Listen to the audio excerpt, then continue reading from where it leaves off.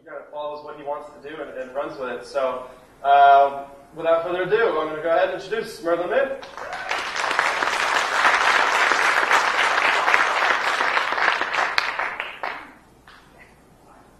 Can you, hi everybody, can you hear me all right? Yes. Is it too loud? Probably going to seem too loud. Hi. Welcome. I'm sorry we're starting late. I hope that's okay. I hope it doesn't throw anybody off. Judging by recent talks I've done, apparently I talked for a really long time. And I'm going to try not to do that today. I will try to keep it short and maybe try and end it even early so I don't step on the useful speakers.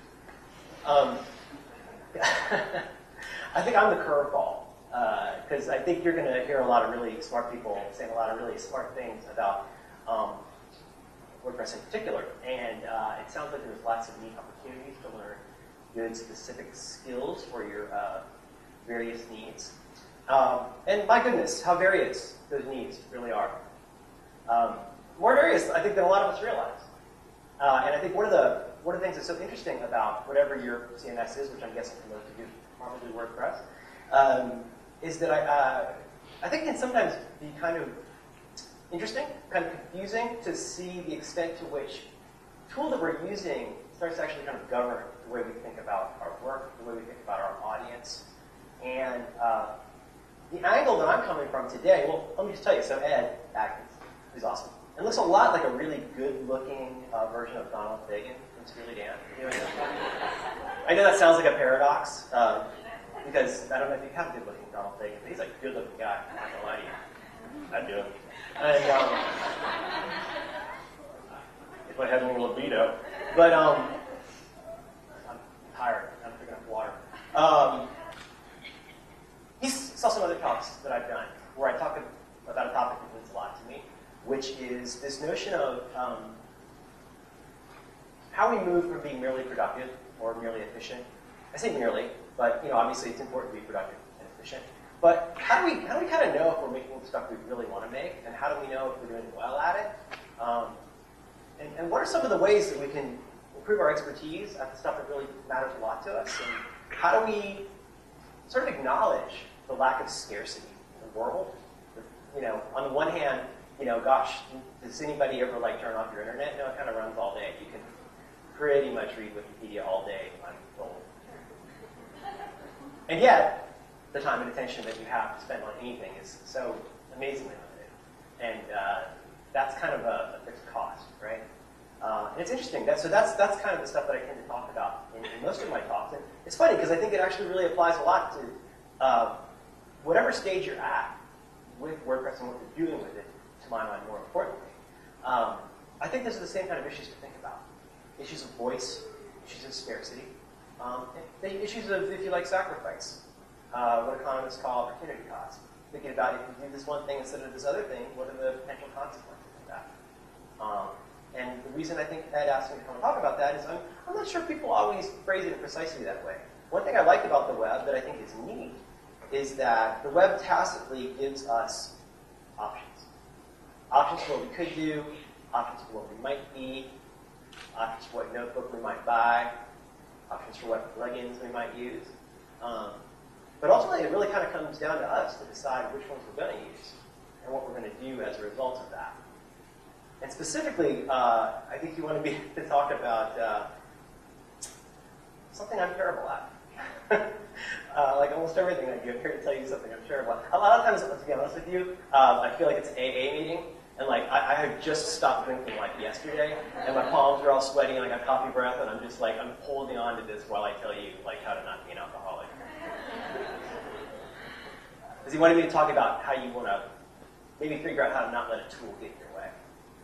How you make technology and stuff work toward your ends, and how to kind of detach yourself if, as is often the case with me, for example, you do think more than you should about the notebook rather than what you're writing in it.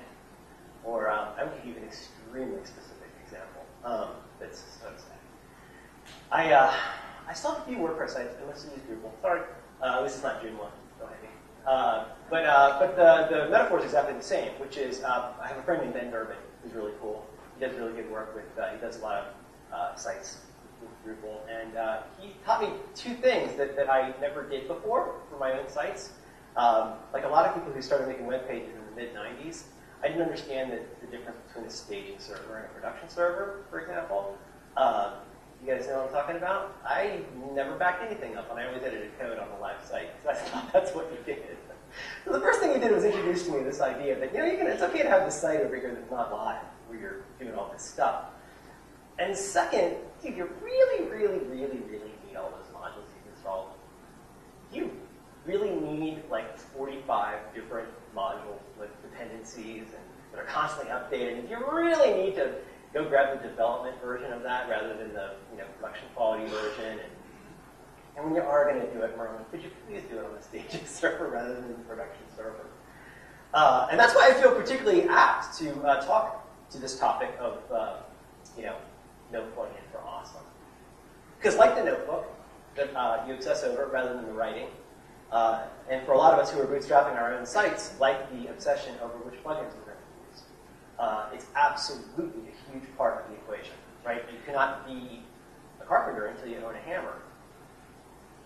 But owning 50 hammers is not going to make you a good carpenter.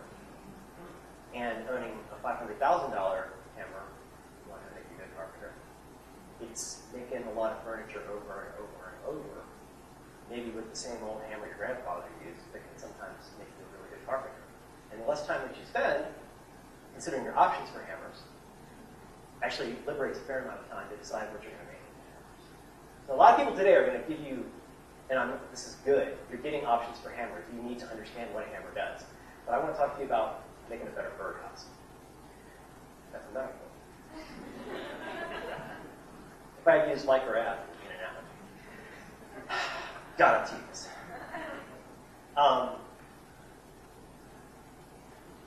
I think there's a funny thing that happens. I like to think of it, I don't like to think of it this way, but I have to think of it in terms of what I would call barriers. And I think a lot of times when we're not precisely where we want to be yet, and I mean really, how many of us have ever really arrived anywhere? We're always kind of imagining that this next step, right, is going to be the thing that's what we want to do, and I need to just get this much traffic, or I need to go do this thing, right? No, seriously, come on, not if you agree a little bit. No, you didn't think that? That's just me? You thought you hit 21 in life would get a manual and everything would make sense? No, you guys got the manual. I did not get the manual. I didn't have no manual. Still wandering around like, it's like I know the name of every person who was on Gilligan's Island, but I forget to pay the electric bill. Oh, the money's there. I'm just an idiot. And I discovered through having, so I have this thing called 43 folders that I don't think as much as I used to, but the nut of it is that I've been trying to look at ways that you can think about stuff you want to make and having a kind of a long life career as either a knowledge worker or a creative person. By trying to think more about the output rather than maybe just necessarily the pipes, although that can be important, especially if you make pipes for a living. And what I've realized is that a lot of times I end up chasing the wrong target. And I end up coming up with barriers. You guys may not have barriers, but I've had barriers. For example, you notice I don't have slides for this talk? Can I tell you why I don't have slides? Well, first of all, I think slides to me are like poles in skiing, right? Like, you know who needs poles in skiing? Children and professionals. Right? I mean, you don't really need poles if I mean, they're nice to have, but like, you know what I'm saying? And like the slides, it's like, the real reason? I'm telling you things I've been thinking about, but this isn't a talk I've done as such before. I decided I was not going to make slides. You know what happens? Oh, I got to get coming in a month or two. I really got to think about that. What am I going to say? What am I going to say? What am I going to say? Well, I got to make my slides. Got to make my slides. What am I going to do with my slides? Like, I got to make slides. I can't even really begin to think about what I'm going to do. I got a topic, but like, what am I going to? Got to do my slides. Got to do my slides. Oh God, these slides. I can't. 6 weeks pass. Got to really get going with that. But the slides are going to be such a pain. And then I finally now, okay, I'm serious. I really got to get this done. I really need to make this happen. So what do? I open Keynote. Right? I haven't done an outline or anything at this point, right? So you open up Keynote. What do you start doing? Or Keynote or PowerPoint or whatever, S5, whatever you use. What do you start doing? Themes. Start picking themes. Right? Good for everything. Chalkboard. Modern portfolio, whatever. Good for everything. slides, lower image, build it to net. Ooh, that's kind of pretty. 8 weeks have passed. I have now bought themes. I bought a 40 theme pack. I have a series of taxonomically rich light boxes on iStock.photo where I have hundreds of things that I might use. I haven't figured out what I'm going to say in the talk yet because I got to think about my slides. Right? You can't have a talk without slides, and I'm really not to that. You ever do anything like this? If I sat around and thought about slides, I wouldn't really be able to think about what I wanted to say here, which I get probably like all of my talks. It seems like I haven't thought about it, but that stops me. That becomes a barrier, and that becomes something where I feel like I can't really move on until I do that one thing. And my discovery has been that a lot of times those barriers, push them just a little bit, turn out to be completely fake, and they turn out to be completely constructed. And a lot of the time, if you are the kind of person who is not where you'd like to be right now, if you are serially unhappy, if you are serially procrastinating, if you're serially envious of other people because they have something that you perceive is not available to you, it's interesting to look at what the barriers are. And so what could this conceivably have to do with WordPress? Well, WordPress, Jesus Christ, look at all the stuff you can fiddle with. Criminy! You should see when I did my Inbox Zero site. I don't know if any of you that ever saw the video I did about this. I had 3 days of what are called thesis hooks. I don't know if you're familiar with thesis hooks. You're probably familiar with hooks. Hooks, that's WordPress for drive you crazy. I want to move my menu, so no, I am doing things with hooks. And I really should have been working on my book, but I had to go make this site. And then, there's like 4 different SEO plugins, and this one's getting good reviews, but this one, I probably won't have comments, but I might want to put that star rating thing, because you never know. Oh, related posts. A lot of successful sites have related posts. I could probably, do I want one that's going to key out for my SQL tables, or do Boy, probably not you guys, right? Like, you guys are pretty like, I have Tiger, right? You don't ever get wound up in that stuff. You don't ever get wound up with sitting there, and now that it's nice and easy to download plugins, you probably won't be dicking around with that all day, right? Because I do. And I think there are 3-ish reasons why this happens that I think are interesting. Cargo cults, lizard brains, and alligator hunting. Everybody know what a cargo cult is?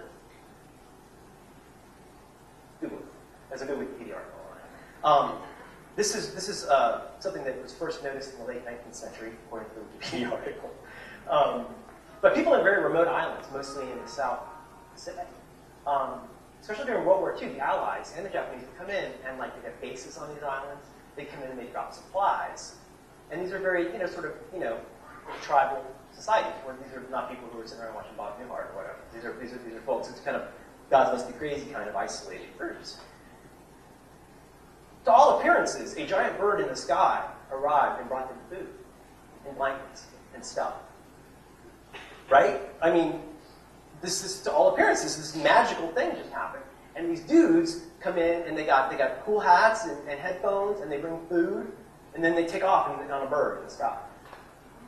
And then at the end of World War II, supplies stopped coming. And so they did what they could to curry favor with the gods. They started fashioning worshipable airplanes out of parts of pre-made headphones out of coconuts.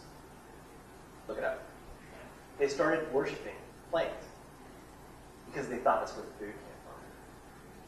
And even though the food had stopped coming, to this day, there are people who continue to still worship airplanes and drop supplies. It also pushed out all of the native religions that had existed. Back to your grandparents and great-great-great, all those religions went away and were replaced by worshiping Air Force drops. I guess that's technically Air Force, yeah. Follow me? You guys ever go to the search engine boards? You ever read forums? Search engine watch? You ever go anywhere and read? Oh, what just happened? I just did a change in the SERPs. My page rank went down. People start freaking out and getting plugins, and they're losing it because I just lost in the SERPs to this guy that I hate, and blah, blah, blah. If you don't know what these terms are, you will soon. People talk about it all the time. Because it means a lot to be behind Google. It means a lot to get traffic. It means a lot see what you have seen work for other people and find a way to apply it for you, right? You're not an idiot. You don't need to go and invent the wheel. It's sensible, right? You can model yourself on somebody whose success you admire, somebody's site that you think is cool. Or let's be honest, somebody who's clearly made a boatload of dough from a website. It's a free cash machine, right? You just show up, punch some numbers, and the money falls out. Right? I mean, it's easy. It's a free. I mean, why wouldn't you do it? Trouble is, some of that stuff is a cargo code. In my days of thinking a lot about white hat SEO and SEM, I would think a lot about stuff like, traditional stuff, right? You want to have semantic names for things, human readable paths, international symbol for paths, international symbol for regular expressions. And so, you do, right? What do? You're new to this, back then, or now, or whatever. And so what do? You start going out and learning what you can, right? And you go to all these sites that are about building WordPress tutorial sites that are about building WordPress tutorial sites and pro-blogging about pro-blogging, and you read and read and read and read, and you learn about plugins, and you maybe spend all day reading about plugins. And then you can go, and you've seen people do these things. You've seen, let's say Mike Learn, right? Mike Learn can TechCrunch. You might have heard of it. It's a pretty popular site that he built. And in whatever, probably it's around the time I started my site, maybe 2004, there weren't that many sites out there that were doing coverage of what has come to be called Web 2.0, right? Like covering Silicon Valley in the way that he did. There weren't that many sites.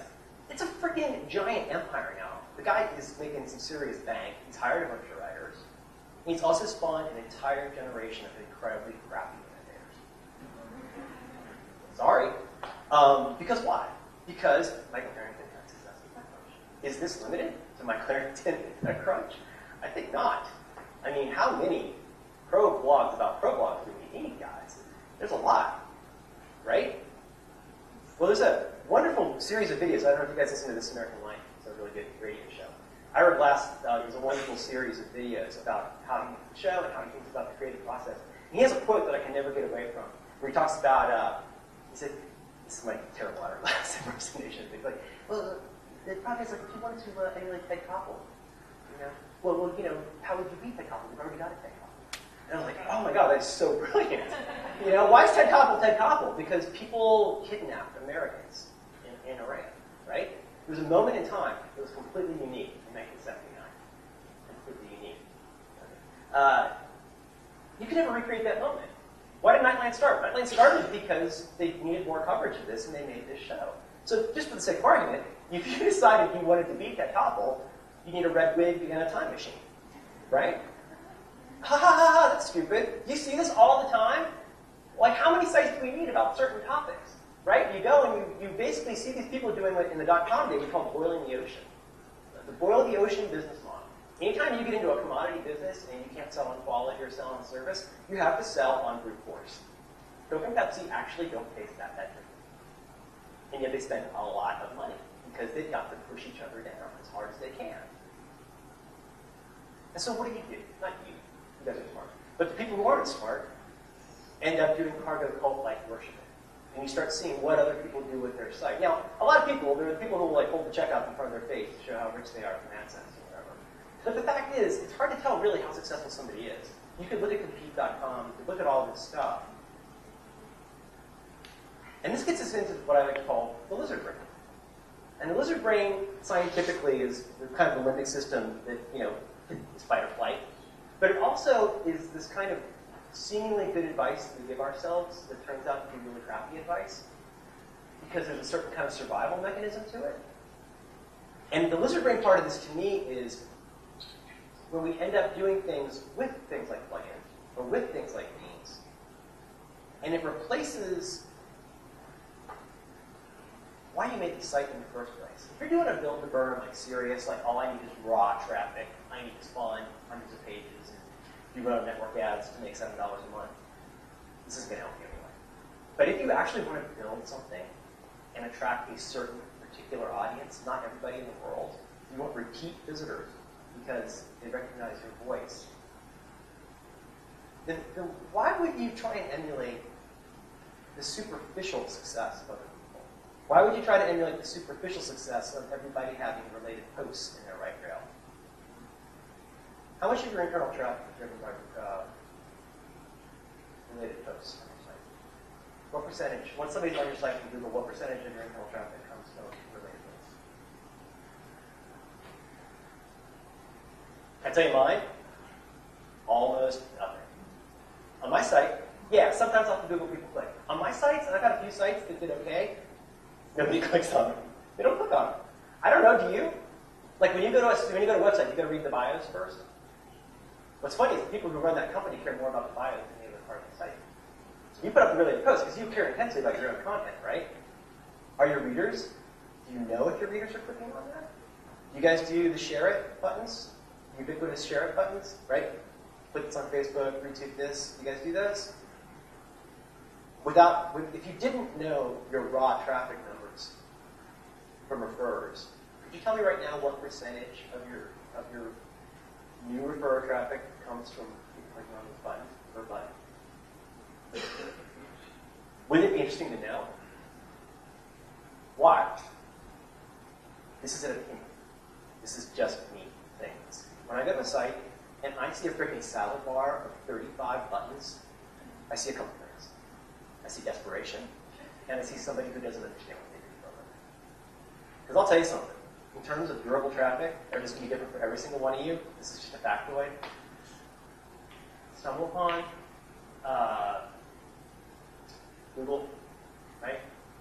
By order of magnitude, there's like 3 sites that generate the hugest number of referrers for almost every site. I don't know if that's different for you guys. Depending on your topic, right? It's going to vary a lot. If you've got a nerd site, it could be Stack Overflow, it could be not Stack Overflow, like Hacker News, right? Something like that. Or don't you get like a fairly large amount of traffic beyond 80-20 from like a pretty small number of sites? Well, why do you have badges, not you, but why would you have badges on your site for like social media networks that like aren't even really around? Because it's really easy, because that's part of the plugin. And it would actually be harder to remove those than it would be to just leave them in. But like the cargo cult people who lost their actual religions to an even weirder kind of faker religion, there's an opportunity cost associated with each one of those non-decisions that you don't make. Certainly because of where the fold is and what happens, right, above the fold.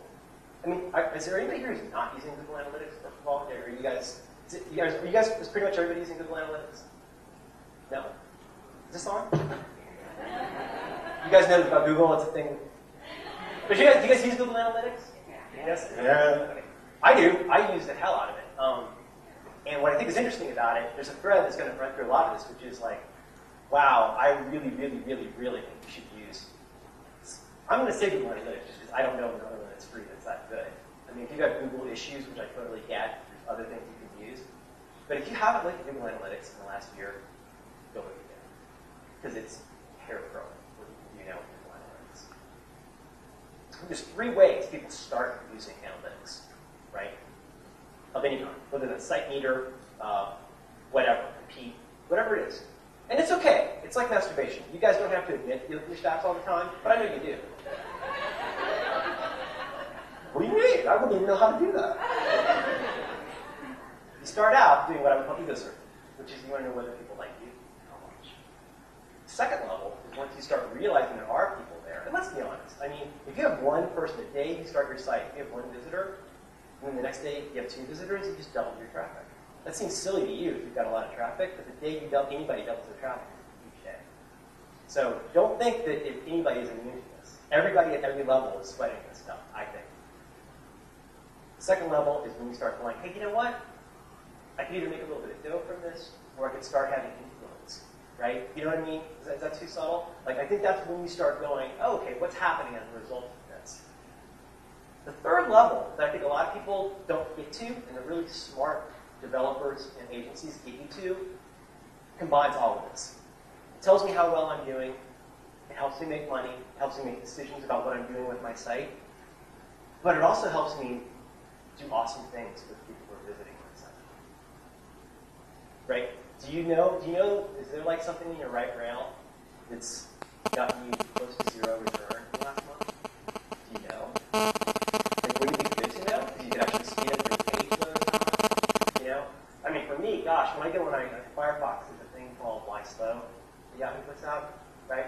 What's your go-to for that? Which I can see on the site. What do you like? Why Slow is pretty good. Basically, it shows you every call that's being made, each HTTP thing, and it says, go, buy a content delivery network and all this stuff none of us will do. But you'll see how some, if you think there's no cost associated with a .js file sitting in there, you'll see one really long stripe and go, holy crap, I have an 8-second page load because of this one little widget that I never checked. What does all this ramble mean? It means there's a cost associated with all of this. And the problem becomes, unless we understand what our voice is, who we're trying to reach, and how we'll know if it is or isn't going well, it's really difficult to know what we should do with any of this. And you could, in fact, spend all day reading about plugins. That's not a bad thing if you're a developer and that's what you do. You follow? Right? The cargo cult part is you start chasing other people's success or apparent success. The lizard brain part is you start kind of just mindlessly doing things like default install and run. The third one is a little subtle, but I call it alligator hunting. You ever heard that old joke where you see the guy and he's sitting around the office and he's got a shotgun and the guy goes, well, what the hell are you doing? He goes, oh, I'm keeping the alligators away. And the guy goes, there's no alligators in here. He goes, see? A little bit like the cargo cult thing, but I think sometimes there's a little bit of what I would almost describe as magical thinking that we do, where it's really either difficult to know what is happening with our desire, success, what we're getting. This is where I think things like analytics really do come in handy. And it's why, this is the part that's not so much about WordPress, so I don't know for you, but this is why I think it's really critical to know very specifically who you're trying to reach. And this is, I don't just mean that as like the typical douchebag advice about like targeting and, oh, that's important to you, I love you. But like I'm talking about something else. I'm talking about when you write something, or you post something, or you put a picture. Like, do you see a face? Or who's going to see that? Or is it just, is this number getting higher or lower? Because whether you're thinking about it in terms of the time that you spend, think about it in terms of budget for things like marketing, advertising, whatever. Another great thing, again, with Google, I'm sorry to sound like picking Google, but it's mind-blowing. You can do a fairly modestly priced AdWords campaign, just to test out terms. And because that's so well integrated into Google Analytics, like to a mind-boggling level, you can learn all of this stuff like fairly quickly about how the world sees your site. You know how you see your site.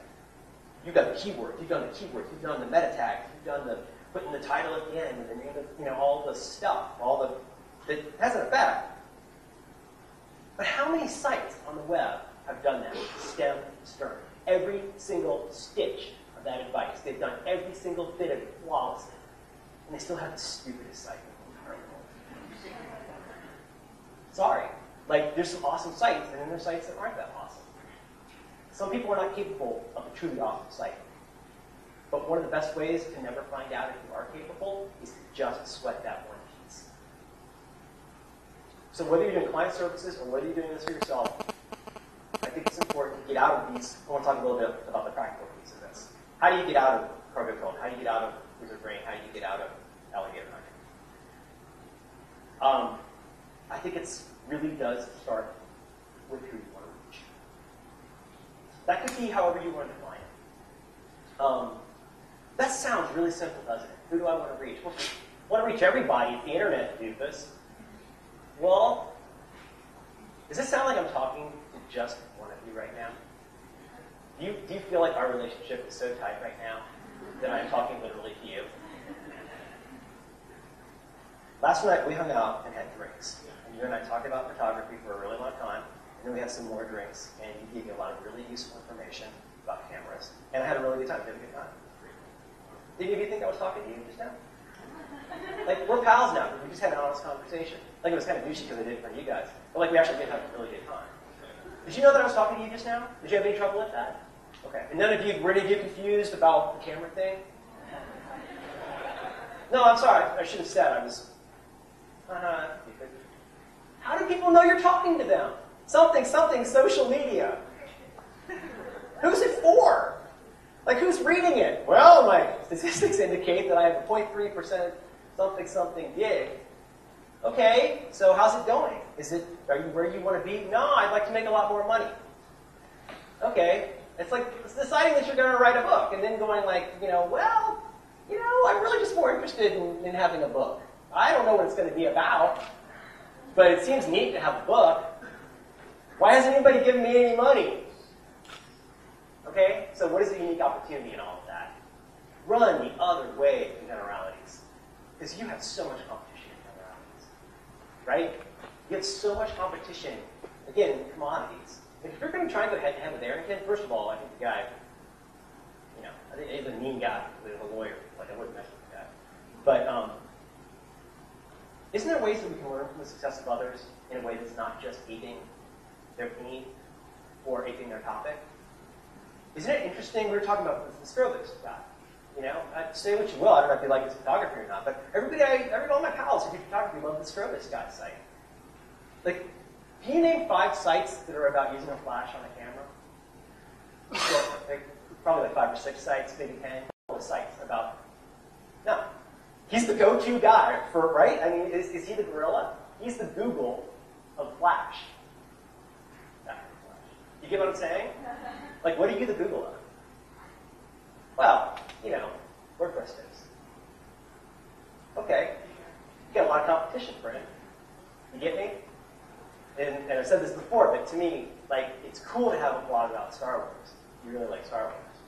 But it's even cooler to have a blog about Java. Well, cool. And I say cool in a very broad sense of the word. Boy, but it'd be really cool? A blog about one Java that's just in this one scene for like 3 frames. Like, you know what? You know what your competition is? Nil. You are the go-to gal or guy for Java number 9.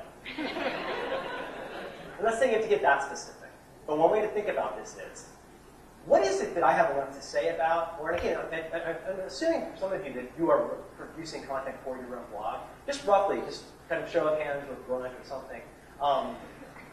Is it a fair thing to say that some of you are doing things for yourselves primarily, and some of you are doing things for others? How many of you are doing WordPress for yourself? You just do client services. To the exclusion. How many people of you? Okay, so how many people of you are doing it for other people? Like you're getting paid to do it? Okay. Because that's a business on its own. Because now you got to figure out what their voice is too, right? Isn't it funny? You learn so much when you do client services. First of all, you learn that you should charge way more than you charge. And seriously, everybody, please praise your rates. No, I'm dead serious. Boy, if you charge somebody $2 an hour, there's never a good day to charge $60. It's not a good expectation. That's for you. How do you know if the thing that you have enough to say about, or that your client has enough to say about, how do you know that you have enough to say about that, and that it's reaching the people that you want to reach? And let's introduce another angle of this that makes it 100 times more complex. How do you know whether you are getting the effects, even if you reach exactly the group you want to reach, like high-income, college-educated Java number 9 fans, and you figured out how to monetize them through your Amazon links to Java number 9 action figures, and you got the full 3 AdSense units up, and you're really going to rock it. Like, how do you know? Do you have a sense of whether it's going well? Do you know where you would want to put the time for the improvement opportunities? You probably do, but let me tell you why some people don't. Because they don't really care that much about Java number 9. They just thought it would be a neat topic for a while. It's hard to know. If you're not inside of the thing, the topic that you care a lot about, and you're not really intensely engaged and care as much about the topic as the people you want to reach, you're doing a really, really hard job. Right? You have to do a certain kind of voice maintenance that's really the equivalent of almost like being an actor. I'm not saying it's impossible. There are people who have blogs about stuff they don't care about. They're doing extremely well. But it's a lot harder than figuring out the parts you don't care about. And if you're doing client services work, wow, that's really hard. Why? Because if you set up a blog for your client, at least the ones I've done, it's basically press releases with links. A lot of them. And they're pretty into it. And they're like, I don't understand. Why am I not getting more traffic for this?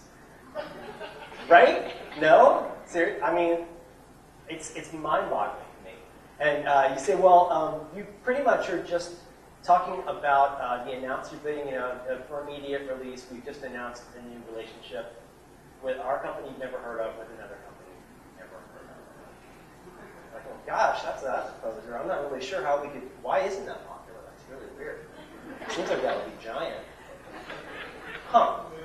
And you're saying it's companies they've never heard of that you have a new relationship. Boy, that's weird. You should get plugged in for that. Because you've probably spent a lot of time on Google looking for new partnerships between companies you've never heard of, right? No, you were on Google because you didn't want corn and you want to solve the problem. Lots of kind of problem. Right? Like when you land somewhere and you see blah, blah, blah, something, huge relationship. Like you hang out and get on the RSCSS feed and click on the related links. You know what I tell my clients? Here's your blog topic. Everything but your company.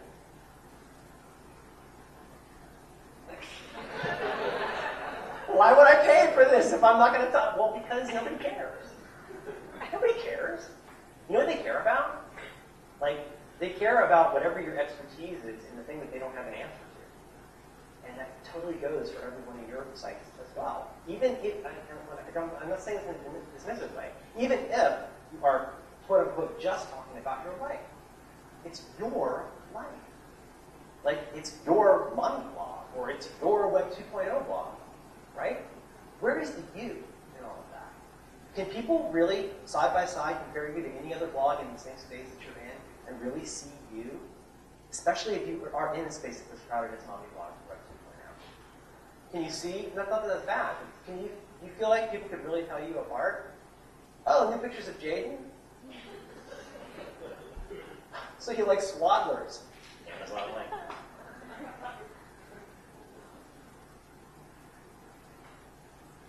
The worst one. You know what you should do? You should get on Twitter like Zappos. Here's the thing. Tony Hsieh got an account on Twitter. And yeah, Zappos is huge. Their customer service is great. You know? Which is like, God, where do you even begin? I mean, talk about a cargo cult. No! Zappos is Zappos because they spent literally millions and millions of dollars on customer service. Anybody here buy 5 pairs of shoes in different sizes and send all but one of them back?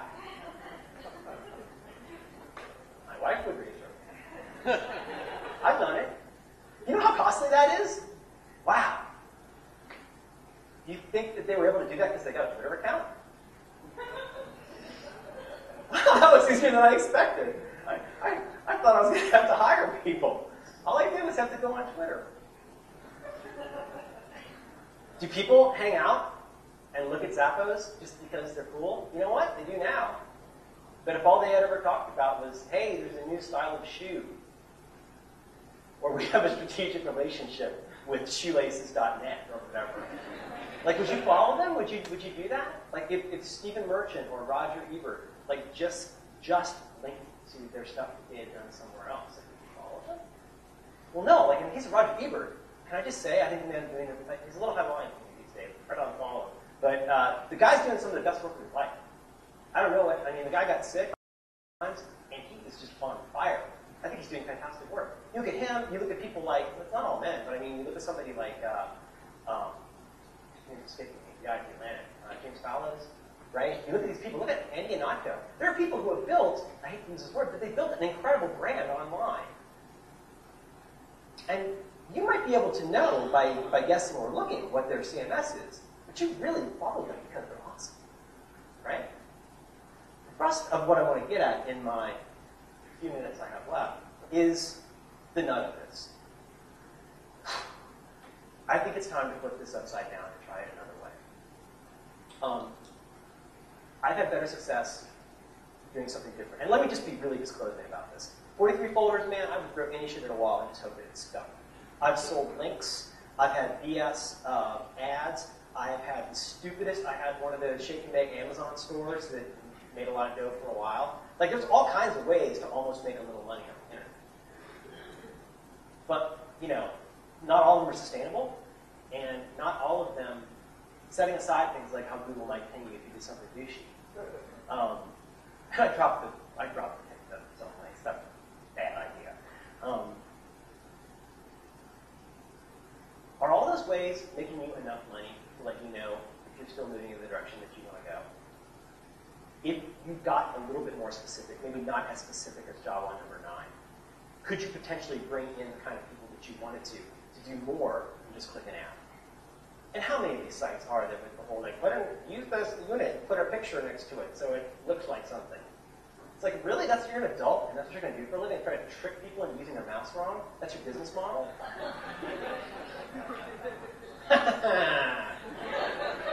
3 cents! No, it's a great business model. No. Boy, wouldn't it be neat instead to become the Roger Ebert or the Java guy for what you're doing? I'll give you one thing that I think really helps a lot. If you're thinking about that, is there something you care intensely about, each of you? Is there something beyond WordPress that you care a lot about? Right? Oh, you know what? That's fine. Maybe WordPress is the thing that you care a lot about. Let's call that the cardinal angle. What is the orthogonal angle? What is the x-axis to your y-axis of WordPress, or whatever your primary thing is? Is there something that's seemingly really far afield from that you could match together that nobody else is doing? Do you have something to say at what I would consider the confluence of obsession and voice? You know what I'm saying? Like, we read somebody go, like, read my pal Heather Armstrong. Like, I mean, there's a million people who are kind of neurotic talking about their kids, but, like, she does it, I think, in a pretty amusing way. And then a lot of people went and did that, and I don't even know their site exists. And it's not just because she's famous. You know what I'm saying? Like, I'm not saying whether you like it or not, but you each have somebody. Maybe it's a train wreck. Maybe there's somebody who's a total train wreck you like to follow because they're a mess. Right? I'm not here to judge. Do you know what I'm saying now? But aren't there some people that you really rely on for a certain kind of thing? If you're in photography, maybe there's like one go-to person. Oh gosh, photography is tough. That's a lot of competition. But, you know, what is it, like DP review or whatever? Like, you know, do you want to go head-to-head with them? Or do you want to become, like, in my case, like, I would love to become the go-to guy for that 1.4 50mm lens for Canons. Because it's next to my daughter, it's the greatest thing in the world. $300, that's what you understand. But what's the angle? Like, where do those two things come together? Well, you know when you don't find out what the angle is? In your FTP program, uploading plugins. If you are going to do that, if you are going to do the plugins, if you are going to do the themes, if you're going to try all that stuff, I'm going to give you some very, very specific advice here, which is to use something like analytics, but to use it like an adult. Use something to follow. A/B testing. Are you guys doing A/B testing? You know what that is? You guys know what that is. You guys totally do that probably, right? You've done a lot. Is that like a big thing in class? Do you all know what A/B testing is? It's an idea, it's a really neat idea of basically taking two things that you could, two concepts. It could be a marketing concept, it could be a title, it could be in anything. But you want to say which one of these would be more effective. And you programmatically show that to 50% of the people. And after a period of time, you see which one worked better. Right? And gosh, the neat thing about the internet is it's great that we can kind of go over here in this room and learn these things, but boy, when we start looking at what other people actually do and think and say, we learn a lot more. And you assume that this thing is working really well. When you start A/B testing, you learn crazy stuff. And luckily, if you use analytics or something similar, it's not super hard. This is not, if you're not a super tech person can do this for you fairly easily. You put a little chunk of code in a page, you watch it for a while, let it run, and then you go and look, and it says, you know what? You identified this goal as something you wanted to have happen, right? RSS subscription, right? More than 3-page views, whatever your metric is for, you know, kind of the easy to track success points. It'll tell you which one worked better. Has anybody done this just out of curiosity? Have you tried it? Have you had interesting results from doing it? I had a friend that worked at Google where they are ruthless about testing everything. And they get enough traffic that they'll spur something up for 20 minutes and have hundreds of thousands of results. And you can see mind-blowing differences where you just went, that looks the same to me. And you'll see these giant differences. Now, why is this great? Well, first of all, gosh, let's be selfish. It's great for you. Because you're going to go, hey, this is really neat. Like, when I put this one, oddly enough, and this is actually true for me, back when I had AdSense ads, I had so much more success with one AdSense ad rather than 3. That totally would dilute the quality of the other ads, and they would all kind of suck. If you get the right one ad in the right one place with the right people who are gonna click it, again, who do you want to reach? You want to trick people into clicking ads, or do you want to provide something that's so useful that people are going to be happy the ad was there? It does happen. Well, do you do it by guessing? it helps to have an idea of what success looks like. Like, do you want people to really respect what you do? Do you just want to be at the top ranks in Google? Like, you decide. Whatever it is, you pick it. But it does help to then put a metric next to that and say, how will I know if I'm getting closer or further to this one thing? Gosh, this is a great one. 2 quick anecdotes related to that. Huffington Post. I understand A/B tests every headline. Have you guys heard this? I think for the first 20 minutes, Huffington Post got getting started. But they do every headline for 20 minutes. They see which one got more click-throughs. And they have a script that automatically changes the headline to the one that got more clicks every 20 minutes. That's pretty sinister, but it's pretty brilliant, I have to admit. Other anecdote, pal of mine, Jared Spool, has an amazing article he wrote about basically an online vendor who's having some trouble basically seeing their carts go through completion, having trouble basically, getting as many sales as they wanted. They did a little bit of user testing, and they discovered that people were kind of confused about basically one button. Where it appeared that they had to register instead of like just buy something. They made one change, and it gave them $300,000 in sales by changing one button. Right? Maybe it's not sales. Maybe for you it is. I gotta tell you, can I give you a great metric that people don't sweat enough? Pages per visit and loyalty. Go look in Google Analytics at something called loyalty. Boy, it's great to just get people coming in off Google, but what do they do after they come to your site? Do they stick around? There's a certain kind of high-quality visitor, in my opinion, that kind of, not in my opinion, everybody's opinion. Like big swell, they will take your site down. Get your cache on. WP cache, that's still the go-to for WordPress? Is that right? But if you ever turn that off and go look at your, I got a frantic email from my host. I didn't know CPUs could go to 20. You ever gone to like 2 CPUs when you really are CPU for 20 with the cache off? I think it's really good to have a metric associated with this stuff. Whatever it's going to be, you decide. Pages per visit, I think, is a great one. Whatever it is that you're looking for, they're trying to put a little bit of a number on that. I need to wrap this up. I think whatever it is that you're trying to do, and I'm going to say just roughly speaking, there is a personal component to this, there's a professional component to this, there's certainly a financial component to this. Whatever you do at the heart of it, I would really recommend you start with some combination of who you want to reach and what you have to say. From my other field that I talked about a lot, the thing that I say to people that I really, really, really believe is that until you learn what you care really, really, really intensely about, it's going to be hard to focus on anything except for how much you're not very focused. Have you noticed that when you care a lot about what's happening, you don't have trouble with distraction? Like, do you find yourself, like, losing attention during intercourse?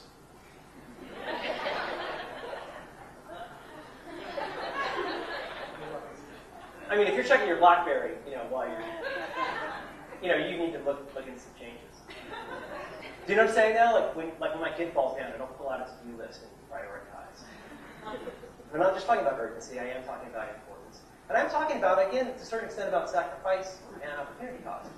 Because a really, really good services person, a really, really good consultant, a really, really good anybody who tries to help you with a problem is going to tell you a little bit about some angles for looking at your problem and putting it into context. In life, almost everything is an engineering problem. There are very few things in engineering where you can change one factor without changing others as well. If you want that plane to fly really far, you're going to have to put a lot of really heavy fuel in it. And I think that's true with your blog, and it's true with your business. I talked about this today with sales. Like, if you just decide, look at it this way. Anybody here who's done sales? You ever try and sell something to somebody? You spend the same amount of time on every single person? No, you qualify them because there's only so many hours in the day. Well, there's only so many hours in the day for you. Just because there's no scarcity to the theoretical possibility of the internet. That's the lizard brain talking. It's like I want the entire world to visit my site. Well, how does the entire world know what you're talking about? And if they do know you're talking to them, how do you know you're reaching them? And how do you know that that relationship has been growing in a way that's going to be satisfactory and useful?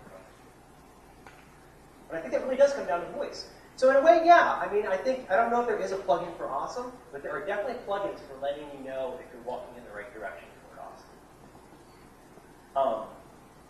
But that's not where to stop. I think whatever you want to do with this, and I have to be honest with you, it doesn't matter if it's WordPress, flat files, making brochures, writing cuneiform, whatever it is that you want to do, there's somebody out there who cares super intensely just as much about that thing as you. You know, internet, what is it, internet rule 37? There's porn of it, whatever it is.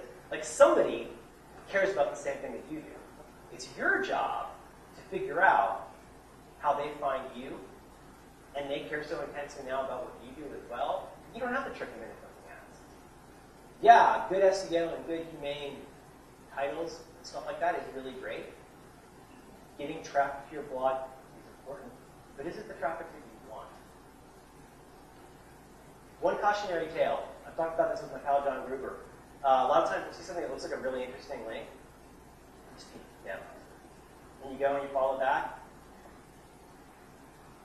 Kubrick, stock, install, hundreds and hundreds and hundreds of ads, paging the articles. Anybody ever look at the stats for paging articles? This is when you say you break something into like 5 pages. You ever look at your stats on that? Your stats go completely dive after that first page. Partly because you're telling your audience F you, but also just because people don't click unless they really, really, really need to get that information. But you know what? When I see that site, you know I'm by Kubrick. That's still the default. But you go and you just see basically it could have been spawned by a Perl script. You know what? I don't link for that. And John doesn't link for that. People who theoretically, or whoever the John Gruber or whatever in your life is, like, how do you create a thing that when they see it, they go, this is for me? How do you know if that's going well? Well, that's the last piece. This is where I am. The last piece is that there is a really serious human component to this, which is what you guys are doing today.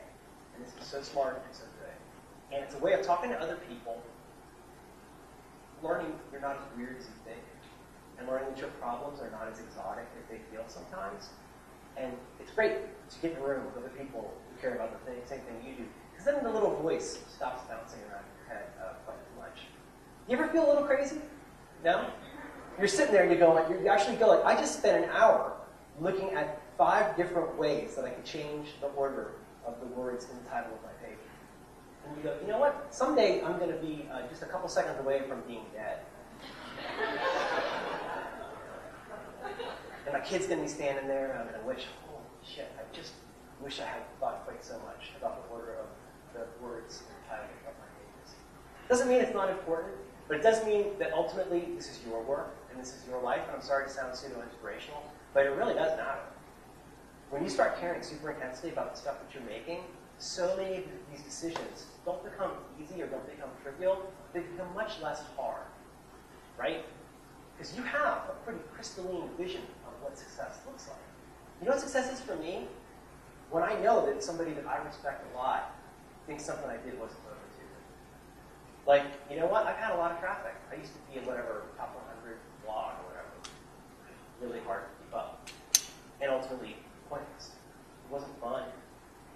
Start posting too much, people go, wow, you seem kind of needy. Post something awesome, you know, reaches the person, reduce your target, that one person, that one face, and then that sends a different mood. You know, if you are doing a TechCrunch style site, if you knew that somebody at TechCrunch thought your blog was not full, then that kind of be the best thing ever. Because that final piece of the human component is why I'm standing here doing this stupid talk, which is that if I had just put junk on my site and I had just tried to chase other people's success, people would care even less than you do about what I had to say. There's opportunities way beyond traffic. There's opportunities for stupid stuff like credibility, for stupid stuff like meeting new people, for stupid stuff like you figuring out who you are in real time every day as you produce excellent stuff for other people to enjoy their life. How cool would it be if you could actually be the one that started inspiring other people? Right? Like, can you even imagine that? Like, it seems really out of reach. But what would that take? Wouldn't you feel great if you could do that? Wouldn't you feel great if somebody said, wow, I did this thing because of you. You really inspired me with the thing you did, and now I copied you. Like, people aren't going to do that if you do a pro blog about pro blogging about pro blogging. There's going to have to be some you in there somewhere. Use the plugins, use the technology, play with the themes, big notebook. But at the heart of it, find you at the center of all of this, and then make sure you're doing everything you can within your power to know whether you're reaching the people that it means a lot to you to reach. Thank you.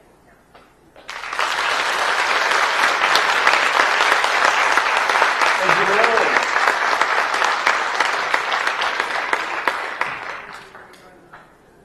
So we were going to do a few questions, but